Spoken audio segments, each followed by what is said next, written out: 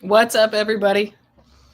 Welcome to the live. Welcome to live. It's been a while since I've been live. I should have gone live when I was in New York for the trial, but it was hectic over there. There was so much going on, and the heat was killing me. The humidity was killing me for sure. But I've got everybody coming in here. We're going to be talking to Mark when we can. I see him there in the queue, so we're going to get him in here. Everybody give us a like, let us know what's going on.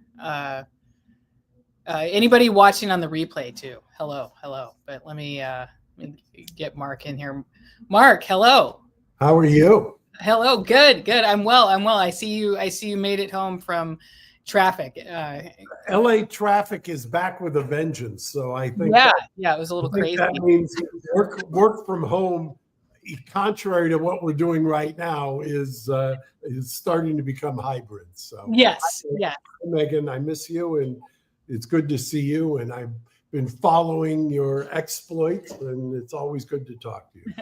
Thank you. I didn't get to see you in New York, but I understand you were in the courtroom a couple of times. Not when I was there. I didn't get there until the very end of trial. I got a tap on the shoulder early on from Mark Geragos, who took me to the principal's office. And so after that, I was just sporadically in the courtroom. Okay. And what did he think you were, like a distraction for the jury or the attorneys, or what was it? I mean, it was actually His Honor wanted to see me, and His Honor wanted to talk to me and remind me of the various things. So it was reported at the time. I will not relive it, but I did come back to watch Teny's opening in the Diddy case, and I came back to watch part of her cross of Jane, and then some various other highlights. It was something. It was quite a. I don't know, Meghann, where would you rate it on your trials? Because I thought in the there used to be. I often talk about pre-Trump and post-Trump. Pre-Trump always was a trial of the century every May. That kind of took all the oxygen out. Trump won, that kind of faded away. But then during Biden, there was quite a few kind of trials of the century. Mm-hmm. And now we're back with a vengeance, at least from my standpoint. No, I think this one stands out, and especially how unusual the charges was, how aggressive the charging was, and then the fact that he was acquitted on the two charges. That'll kind of make it go down in history. But it's not over yet, and everybody's waiting to see what's going to happen with the sentencing. But what's your take on that? First of all, what's your role in that? Can you help them at all, or do they have enough? It seems like he has enough attorneys. He's got a. I mean, what a great lineup of attorneys. Brian Steele from your coverage of Young Thug, and yes.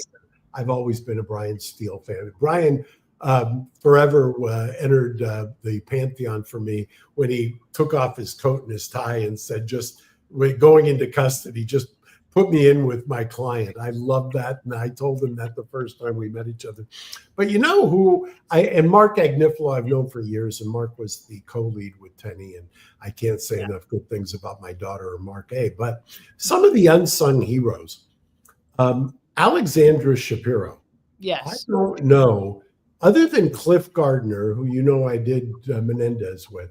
Yeah. I think the two of them and her associate Jason Driscoll, Triple D, the two between Gardner and Alexandra Shapiro, what brains, what just knowledge, what the idea of the breadth and depth. And sometimes if you watched His Honor, who was also, I think, a Supreme Court clerk, and Alexandra, who was a Supreme Court clerk, I used to laugh. They're talking a language that virtually nobody else in the courtroom understands. And just fantastic. And then I think Nicole Westmoreland, correct? From the YSL trial. I actually got to interview her like we're doing here. So that was fun.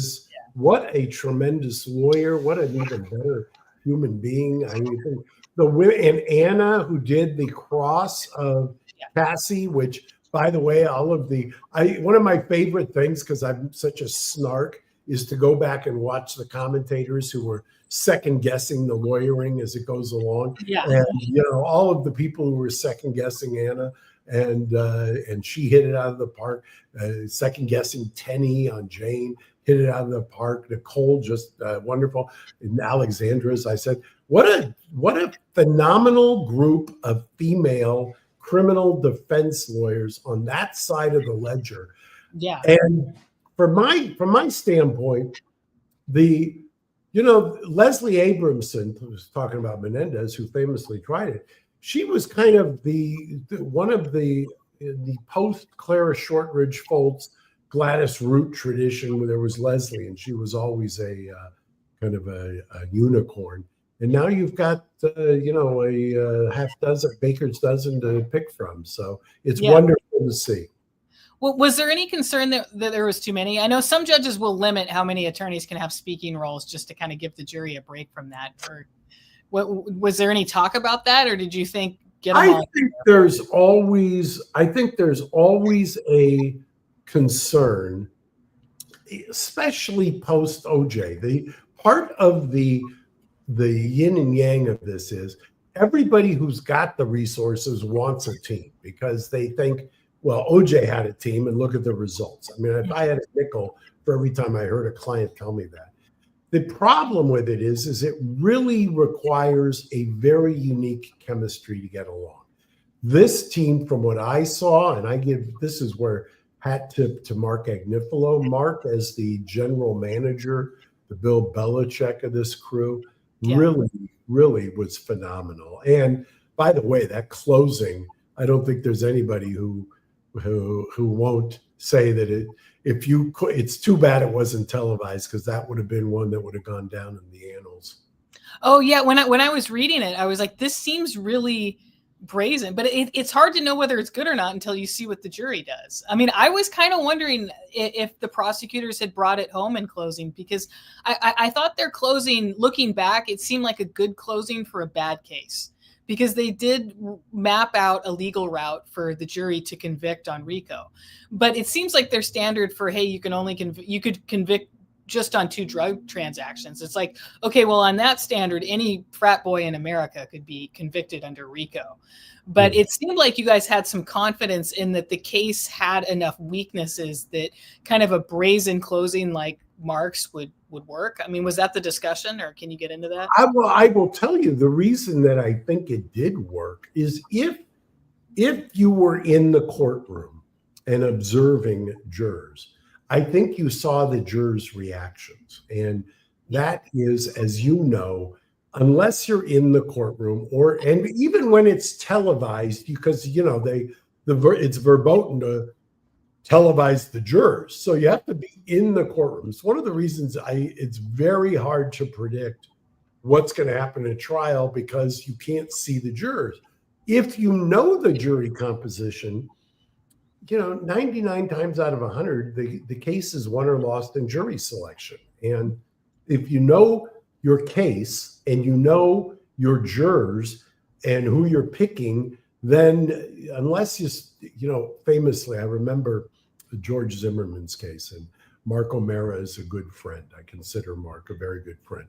And after he picked the jury in Zimmerman, I had apparently, this is going back 10 years, had said on TV that the only way that Zimmerman would be found guilty is if O'Mara tripped and fell and hit his head. And he got very mad at me, but it was, and of course, Zimmerman was famously acquitted. And the jury selection means everything. And the reason I say that, in this long way of getting back to your closing arguments, or my view on that, is you're never, I don't care how good you are as a lawyer, you're not going to change somebody's perspective, their calculus, their moral outlook in 6, 8, 10 weeks. You're just not going to do it. All you have to do is go to a Thanksgiving dinner with your relatives and start talking politics. You're not going to change somebody who loves you dearly, who you've spent your whole life with. You're not going to convince them, of their politics change. So it's just not going to happen. So you need to be able to pick a jury that will resonate with the defense that you have. And by the time you get to closing, you need to arm the jurors who are going to drive the verdict with the arguments that they are going to prevail in. And you know what proof positive in this case was? What? I'm not letting you talk, and I apologize. No. But I've been under wraps. I was under a domestic violence restraining order by my daughter. The thing that convinced me of that, and in this case even more so, remember the last note. The jurors have opinions that are jurors on both sides are unpersuadable. Unpersuadable. I've never seen that in a jury note. Yet 90 minutes after they were given an instruction by His Honor to go back, no jury's going to be smarter than you. You've heard the evidence. 90 minutes later, they were persuaded on the RICO. And that tells me that if you gave them enough arguments that they can sleep on it, come around, and they can persuade. Yeah. Well, I think everyone's wondering about the sentencing that's coming up. And you probably saw the article I did where the prosecutors are talking about 6 to 8 years, and that's just a minimum. They might seek more. But it seems like one thing you're got to be really thankful for is the amendment to the guidelines that says they can't consider acquitted conduct.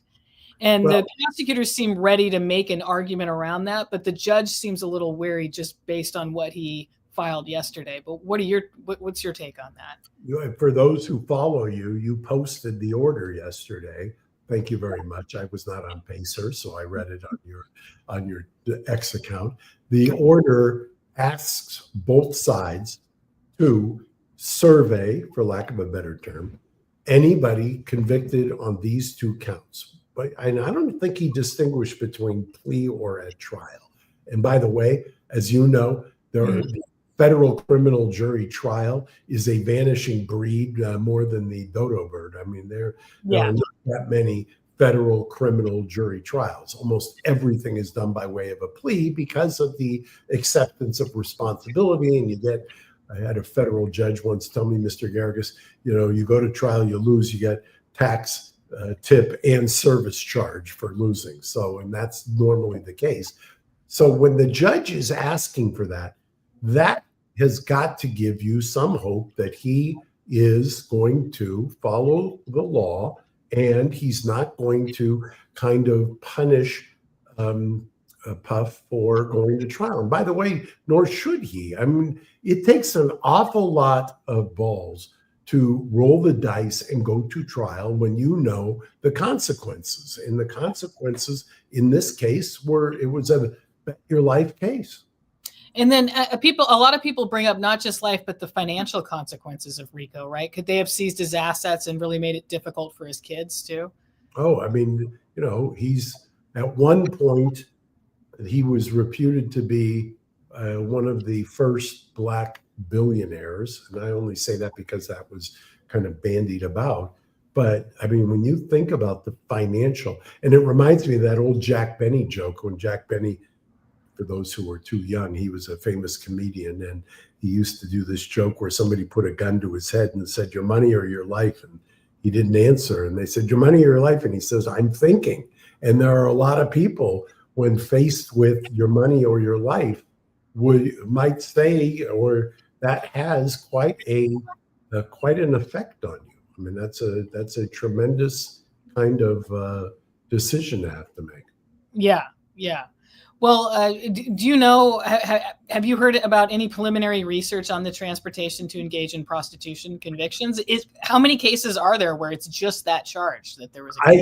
I sat in the courtroom during the bail hearing and I heard Agnifilo argue, which I had forgotten. That's why Mark Agnifilo is such a great lawyer. I had forgotten about the Emperor's Club investigation, which was in the, I believe, the Southern District, maybe the Eastern, but in New York, which one of the people who was famously patronizing the Emperor's Club, which was reputed to be a prostitution ring, was the then sitting governor, Eliot Spitzer, who was never charged. And generally the case. In fact, those who listen to me pre-trial, I said, and I've made the argument that the design of this, if you take a look at that statute in the Mann Act, this was not designed to get at the John. This was not, the end user, if you will. If it was designed for the end user, Meghann, I don't know where you're sitting right now, but I'm just a stone's throw from Burbank Airport. Go there tomorrow, Friday, on the afternoon, and see how many people are getting ready to go to Las Vegas to have sex and are going state to state out of Burbank to Vegas. You could make the same argument. And by the way, in the Ninth Circuit where we sit, which is not the circuit where he was tried, famously, because Judge Kaczynski once said, the power of the government is that any U.S. attorney, if given the opportunity, can find 3 federal violations on anybody walking around. And that's that's the enormous power that the government has. And also the responsibility to judiciously use your prosecutorial discretion. Yeah. So moving forward, do you have any predictions on what his sentence is going to be? I think it shouldn't be, I don't think it should be more than 19 months, 20 months. I think that would be a harsh sentence given just informally the kind of survey that I've done and that level. He has no criminal history.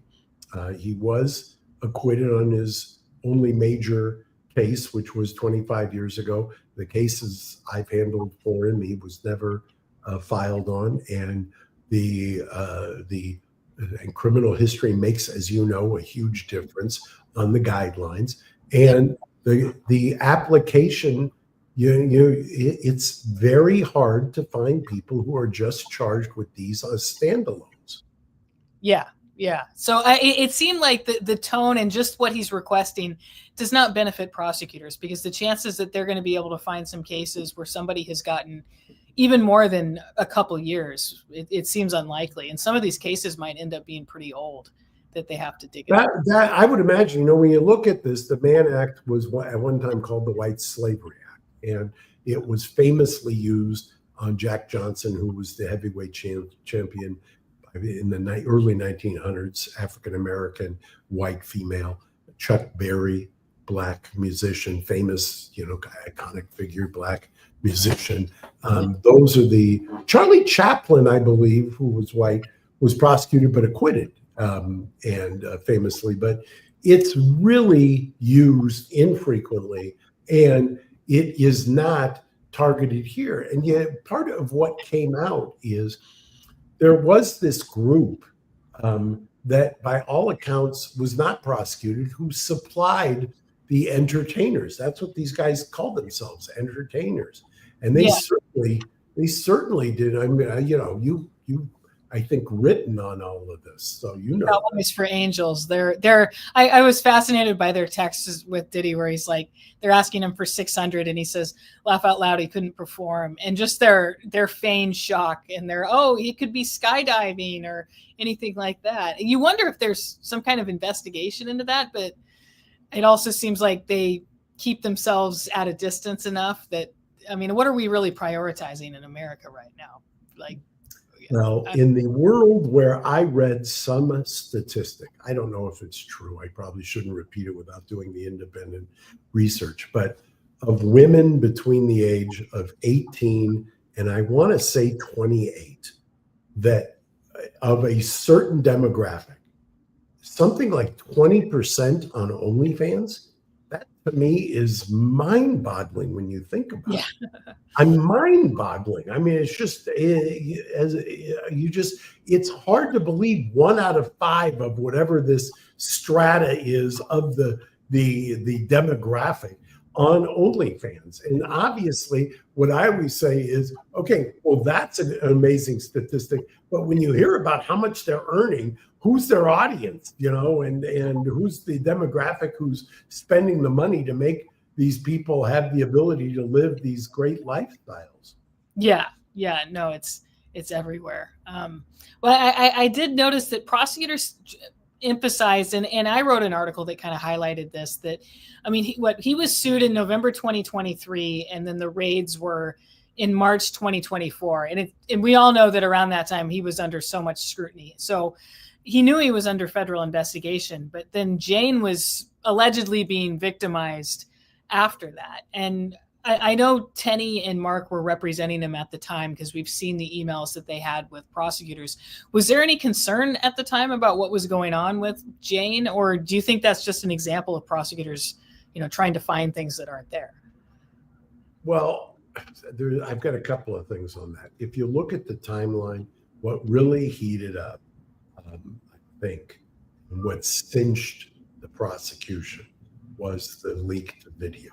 I think that was the game changer, if there's such a thing, because you think at that point, I've taken a lot of heat over the years for always calling the prosecutor's presentation the character assassination block.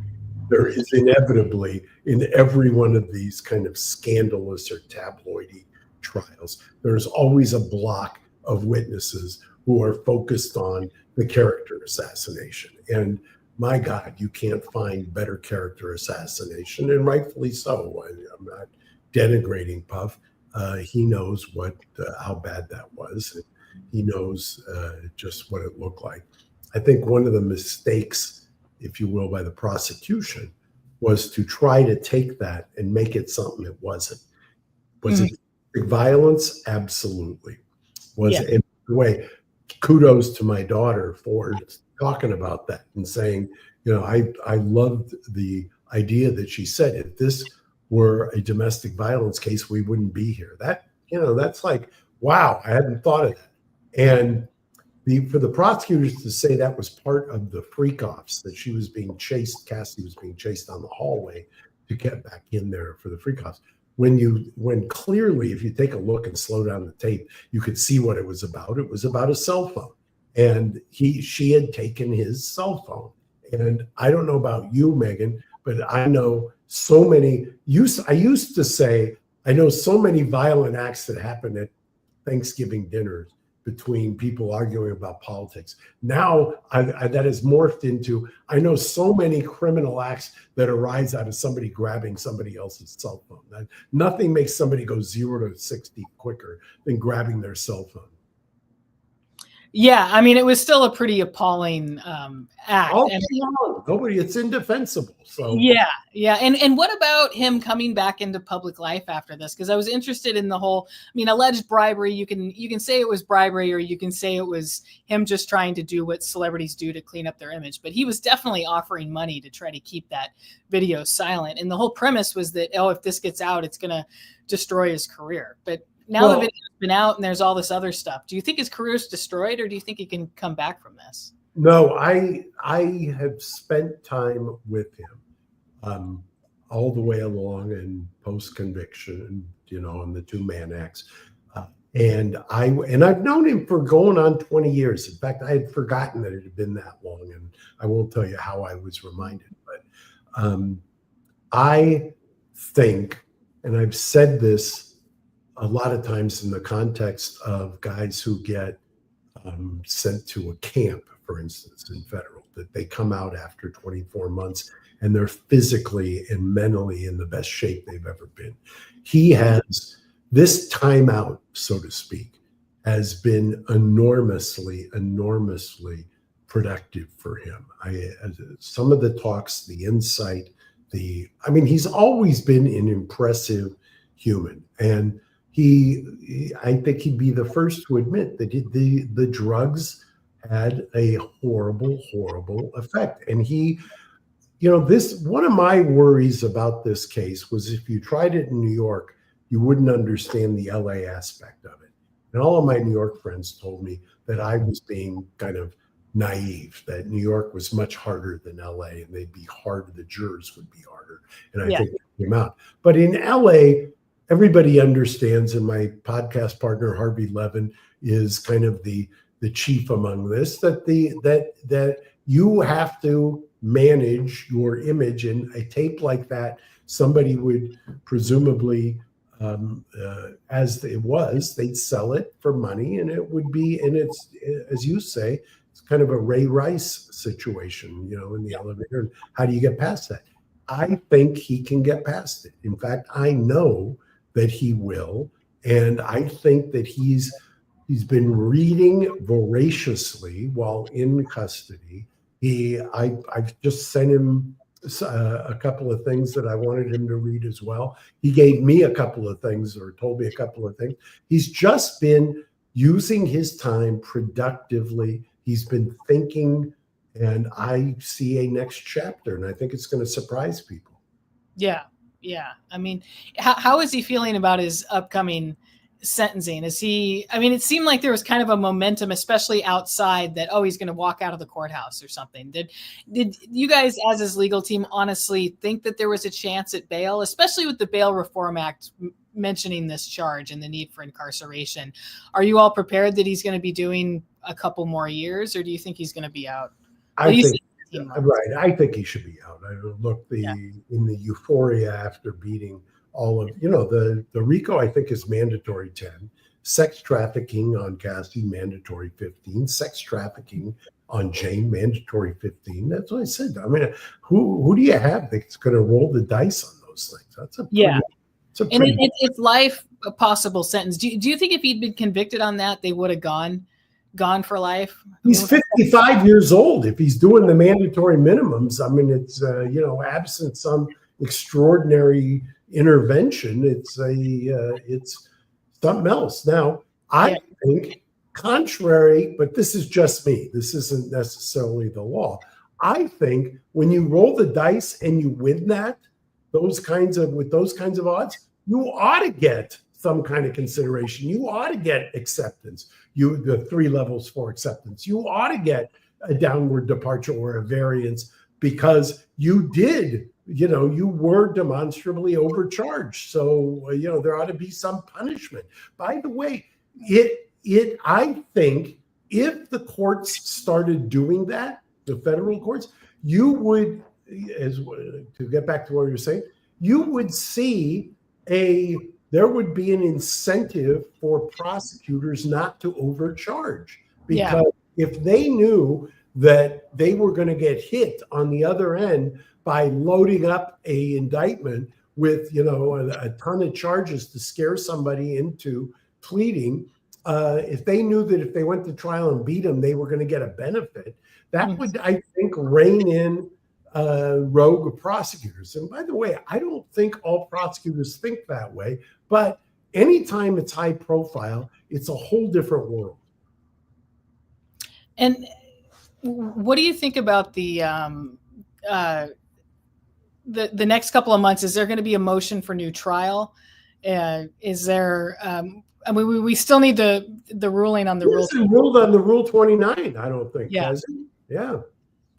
Look, I don't know. I mean, I think that the first thing, as you mentioned, it hasn't even been, since we're doing this live, I think it's been about 25 hours since the judge issued his order. So I think that if it were me, I would be doing all hands on deck to find every single case that in the last 100 years. Yeah. Well, take us back to trial prep. When I think everybody remembers when we realized Brian Steele and then Nicole Westmoreland were coming in, but and you were talking about the need for synergy on a team like this, and it seemed like everyone came together. But can you talk about how that started and what you knew about it? I think a lot of that had to do with Puff. I think the people who really deserve a lot of the credit for where they are, Puff and Mark Agnifilo, in terms of making sure that everybody had a voice and that everybody was able to be kind of swimming in the same direction. And job one was, win the case. And like I said, I can't. And Xavier, who was added, was tremendous. A great lawyer. I can't say enough about it. And I will tell you that sometimes I would get worried that it wouldn't mesh. But Mark Agnifilo has a wonderful ability. Mark, you saw it on display. I don't. You did, but anybody who watched the closing, I could see during this trial the couple of times I popped in. He has an avuncular quality to him. He has kind of a tour guide, an affable nature to him, and he's authentic, and jurors can sense authentic. Jurors know when somebody is jobbing them. Jurors are like anybody else. I mean, and mind you, when you put 12 people together, I've said this countless times, I tell juries this, the 12 people really this is the genius of the founding fathers. They knew what AI was before there was ever 250 years before AI, because I had never had a jury trial or seen a jury trial where the 12 people, when they come together in a deliberation room, don't have some insight that nobody else in that courtroom did. And that's kind of the genius of the jury system. Yeah. Yeah. I see SCR in the comments asking why you think Ben Brafman passed on this case. And he's represented Diddy for a long time. And I think right when this first happened, or at least for the lawsuit, maybe he released a statement, or at least people were expecting him to represent him. Can you talk about how your team came into the picture? Well, look, I count Ben as one of my handful of closest friends in the world. I've known him for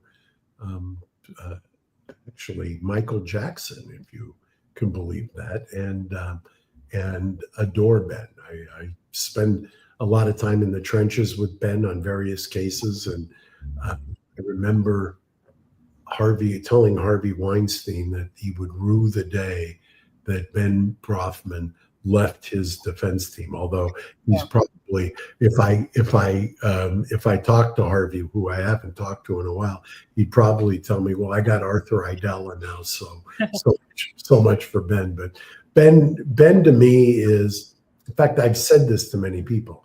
There is Ben Brafman, and then there's everybody else.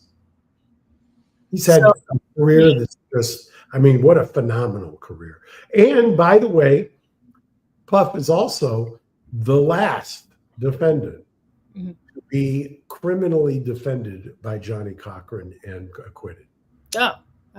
So was Ben just too busy to take this case, or why didn't he just? I never really asked. I mean, like I said, Ben's a close friend, but I didn't go there, and obviously he wasn't going to go there with me, given the internecine relationship. And you know, he is birthed. Think about the people who've gone through Brafman and Associates. Alex Spiro was there. Those who don't know, I just talked to Alex and was teasing him a little while ago. Alex is kind of is at Quinn Emanuel, John Quinn's firm, and Alex did Baldwin's case, won Baldwin's case. Alex also, I think he did Robert Kraft's case, the rub and tug down in Florida. He won Elon Musk's civil case, pedo guy. Here he does a lot of stuff with Jay-Z and Megan Thee Stallion too. So exactly. Yeah. So Alex was there. In fact, Alex and my daughter Teny were at Brafman and Associates at the same time. Oh, nice. Yeah, Jacob Kaplan was there. Mark Agnifilo was there for, I don't know, 16 or 18 years, a lifetime when it comes to being a criminal trial lawyer. So Ben's legacy is secured. He's birthed some of the greatest trial lawyers of the next generation. Yeah. So how was it seeing your daughter do this case? I mean, I'm sure you've seen her do other cases, but this had to have been the most high profile one. Yeah, it was. I will tell you, for those who don't know, my father, who started in the LA DA's office the same month I was gestated. So January of 1957. He started in the DA's office. I was born in October of 1957. When I grew up, I used to follow him around the court. He was a DA for the first 13 years of my life. I used to joke that I thought my first name was dumb and my middle name was shit, because that's all he called me. And so all I could think of during the opening, I will tell you my personal feelings. I teared up a little bit because he's been gone now for almost 10 years. And I thought, if he could see his granddaughter on this stage, giving that opening and hitting it out of the park, I don't know what he would have done. You know, he was one generation. My grandmother ran away from a Turkish orphanage during the genocide and somehow made it to America, to Chicago, to birth my father when she was 14 years old. And fast forward, her great-granddaughter is, you know, trying cases in the Southern District of New York. It's a great American success story. Yeah, yeah. Do you know, was there any talk after the judge rejected the bail request? During the bail hearing, he really tried to turn the closing argument around and cited what was said about domestic violence. Was there some kind of, oh darn, we shouldn't have said that? Or was it just... No, not at all. I think there was, oh darn, you know, yes. I mean, that is speaking for me, yes. However, he was his honor was scrupulously looking at the factors. And if you look at the factors, I get it. I mean, you know, and I give the prosecutors, who famously I got excoriated for early on, the credit for making the clever argument. And it was not only clever, but it prevailed. Yeah. It is, but you have to, it's fun. It strikes a lot of people as fundamentally unfair. And I get that, and it is, but the system, as my father, invoking McGinn, used to say, the last place you're going to get justice is in the halls of justice. Yeah. Well, one thing I always have to tell people about, somebody actually asked me, how many prosecutors were on that case? It's like, well, as Mark said, a 6-pack of white women, and then the judge admonished him for saying that. But I talked to who I could say now, who exercised 7 peremptories on people of color. So, you know, I want to say I was early money there, but don't get me started. By the way, I don't know if you noticed, but the ABA came out with a model rule yesterday, and I was thinking to myself, okay, on peremptories being used by prosecutors. Yeah, I'll leave it at that. Yeah. Well, I talked to a couple of federal prosecutors in LA, and the one who asked how many prosecutors were on the case, he said he has never heard of that many AUSAs on a case. He was like 6 of them, and 3 of them I kind of roll my eyes on, but I've seen that on cases in LA, and that's understandable, especially when you've got a huge number of witnesses to deal with. But somebody said they've seen 4, and that got like a lot of eye rolls in the office. But by the way, back in 2008, I tried a case in the Southern District in front of then District Court Judge Larry Burns, who was, you know, one of the great federal district court judges. And we had 4 prosecutors on that case. And by the time we were kind of into it a little bit, I started referring to them as the Gang of 4. And I got excoriated for that too. And I said, in a previous life, I was a rock and roll concert promoter. Gang of 4 was a very popular band. So what are you getting upset about? And by the way, 6-pack of white women, 6-pack in LA is what we call a show up when the cops are doing a lineup. You show a 6-pack, meaning 6 pictures, 2 rows of 3 of either booking photos or California driver's license. 6-pack is a way of identifying it. I'm not calling them names or anything else. It's a method of identification that is used as a shorthand. Yeah, I mean, I would say it's flippant. To even say it's derogatory, I think, is a real stretch. It's like, well, I mean, they're women. He didn't say anything other than women. There's 6 of them. And there's I will say, even after Maureen Comey made the application or whatever else, when I did see her and I probably shouldn't say this, but it wasn't in chambers. It was in the cafeteria. I just, prior to the trial starting, I introduced myself and told her to say hi to her father. And I said, tell him, I wonder if he would enjoy the fact that I've been telling my daughter this is a battle of the Nepo babies. And she got a good laugh out of it. She has a good sense of humor. That's pretty funny. Now, was there any concern? I know officially on paper, the defense opposed the, they opposed one of the pseudonyms, not the other one. They agreed to one of them, but it seemed to me, just as a reporter and somebody who covered a trial that seemed frankly a lot more important than this. It was a death penalty case involving crimes against children, where the Spokesman Review really fought against any secrecy in court, and the judge actually ruled that this video would be showed in open court. I mean, it's not like it was, the exhibit was sealed overall. It's not like reporters could get a copy of it.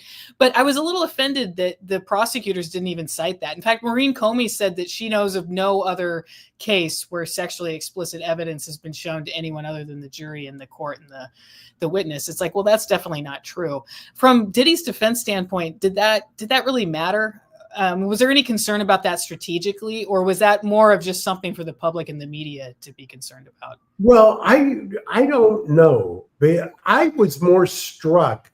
I followed some days when I wasn't in the courtroom, the guy who posts on Inner City Press, and he does kind of a nice job, and I think you follow him as well. He does a nice job of kind of giving you as close as he can live. Yeah, it's great. And he would always complain, and I think rightfully so, that he didn't understand the delay and the lag and other kinds of things like that. And I thought the same thing to some degree, but it might just be where we are now in 2025. When I've tried cases where judges tried to seal stuff, and this is more California-centered than New York-centered, so it could be just California. The legacy media outlets will send in the usual suspects. You know who the lawyers are, of the so-called First Amendment crowd, and they, before you could even get the ruling printed by the clerk, they would be either appealing it or taking a writ. I used to laugh during Winona Ryder. I tried in front of Eldon Fox. Eldon would keep something out, Judge Fox would keep something out, and he'd get reversed by the Court of Appeal by fax. And it was wild. And it was a very robust media kind of attack on anything that wasn't immediately released. I didn't see that in this case at all.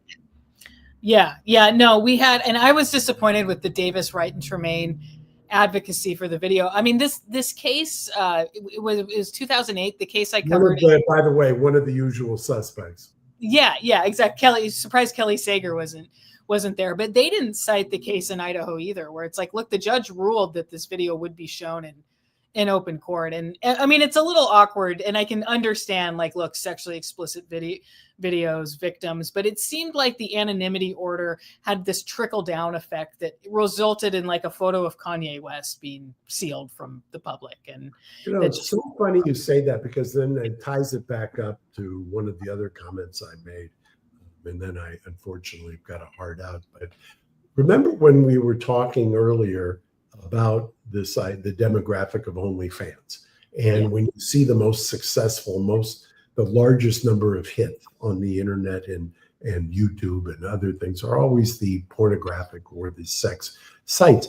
It is a little antiquated, in my opinion, this idea. And then surprisingly, the only person I've seen who's talked has been one of the alternate jurors. And one of the things he said is, didn't he say, he was quoted as saying it was kind of tame, which I thought, that's kind of what the way I felt is, are you kidding me? I don't even know what it would have to be on one of these so-called Wild King nights to really shock somebody in this day and age. You can go on to X and see crazier stuff. Yeah, it was alarming to me, just if you're like from the prosecution standpoint, that the defense was showing more of these videos in cross. It's like, okay, strategically that seems like a problem. But then something that also stood out to me, and maybe this has happened in a bunch of other trials that I covered and I just didn't notice, but the stipulations that the defense got, outlining, here are all the interviews that happened, and here are all the interviews where nobody said anything about this until this date. I was like, oh, that seems good. Is that something that you do all the time, or is that? No, I thought that was uniquely, you put your finger on the pulse. I was blown away by 27 times. So in the questions, how many times you meet with the guy? 27 times. I mean, that's asking for the argument of how much preparation do you need to tell the truth? Yeah, definitely. Those stipulations seemed like a really clever way, a good strategic way to highlight that. Because you accept it as fact. It's nothing to discuss. Was there were there some defense witnesses that you guys were gung-ho on calling and then you just backed out on? Because of course everybody says, oh, he didn't call any witnesses, but I've tried to correct people and say that doesn't mean he didn't put on a case, because you guys had a ton of evidence in your own exhibits. Once again, I'll invoke my father, who, as I said, was a DA for 13 years and then private practice for 30 after that. And he had a famous saying. He says, it's a very rare case that gets better for the defense after the prosecution rests. And I agree with that. I really do. I've seen it. There are cases where you have to, and it's usually a homicide, where you have to have your client take the stand. And because in a homicide case, you have to have the jury, especially if you're conceding that your client did the killing, you have to figure out, and the jury's job is first, second manslaughter, and there's only one way you can understand that generally. And 9 times out of 10, that's the client testifying. But I can think back to another case, and I won't give you the name because it got reversed and it's pending. But I had begged my client after the prosecution rest not to take the stand, begged him. Got to the point where I went into chambers, put it on the record that it was over my dead body. Still took the stand. For the first day, spectacular. And I looked like the idiot. I really did. Mm-hmm. Well, the prosecutor ran out the clock, got the weekend, came back loaded for bear, and it was all over on that Monday. And the foreperson was interviewed later on Dateline or something and said, if he had never taken the stand, we never could have convicted him. Wow. Was there any chance that Diddy was going to testify? Did you always think that was off the table, or did you think that maybe? No, I don't think you ever. I don't betray anything in this particular case, but this case, like all cases, you never make that decision until you're getting close to the end, and then it's one of the few times, maybe only 2 times, where the client makes the decision. Where the lawyer can recommend, but the client has the last word. That's very rare in the law, and especially in criminal. And in general, what is your discussion on that? I mean, I always just say, well, the problem is the cross-exam. Your own lawyer is going to get up there and ask you all these nice questions, but the prosecutor can ask you all sorts of stuff, and you don't want that. Is it as simple as that when you talk to them? It's as simple as cross-examining the client. Yeah. You have to do. That's all you have to do. And I try not to do that with my own clients because they'll hate me. So. Yeah. Well, Meghann, I appreciate it. I love you. I miss you. And yes. Thank you so much for your time. Okay. I appreciate it. It was great. We'll catch up later. I hope so. Please. Yeah. Thanks for joining.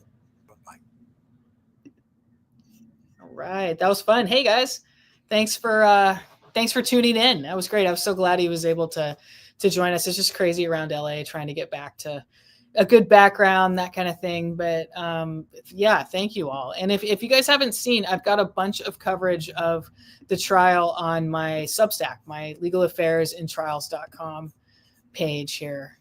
Bring it up here. I've got all the info on the sentencing, what we know so far. It's got some documents in there, and what exactly prosecutors are requesting. Like we were talking about here, they're going to have like kind of a tough argument here to justify some kind of really long sentence, but it's got a lot of good information in here on how exactly they calculate the sentence and what the argument is, that kind of thing.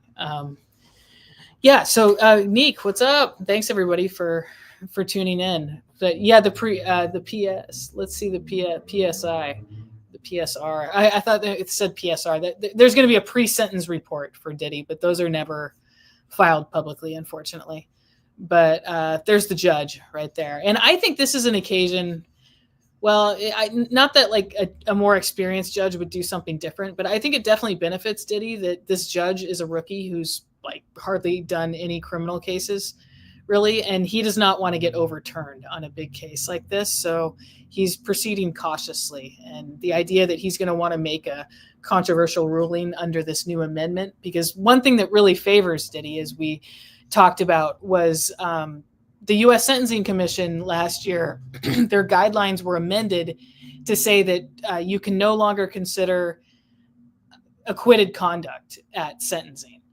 And it used to be before that, a lot of the times judges wouldn't do it anyway because they thought that kind of went against the jury, but you technically could, and there would be sentences where judges would consider that.